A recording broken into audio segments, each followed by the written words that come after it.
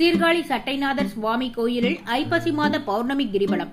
கொட்டும் மலையில் பக்தர்கள் பங்கேற்று சிவாய நம ஓம் என பக்தி முழக்கத்துடன் வழிபாடு.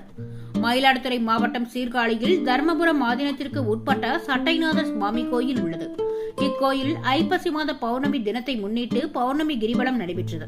முன்னதாக கிழக்கு ராஜகோபுரம் பிரம்மபுரீஸ்வர சுவாமி சன்னதியில் வழிபாடு மேற்கொண்ட பக்தர்கள் கீழ வீதி வழியாக தெற்கு வீதி, மேல வீதி, வடக்கு வீதி வழியாக சென்று மீண்டும் கோயிலை வந்தடைந்தனர். கிரிவலத்தின் போது ஆபத்து காத்த விநாயகர், கணநாதர், சொர்ண ஹர்ஷன பைரவர், சித்தி விநாயகர், கோமலவள்ளி அம்மன் ஆகிய கோயில்களில் கிரிவல பக்தர்கள் சூடம் ஏற்றி வழிபட்டு செல்லும் வழியில் சிவாய நம ஓம் என பஞ்சாசாரம் மந்திரம் உச்சரித்தவாறே சென்றனர். கிரிவலத்தின் போது மழை பெய்த நிலையில் பக்தர்கள் அதை பொருட்படுத்தாது நடந்து சென்றனர்.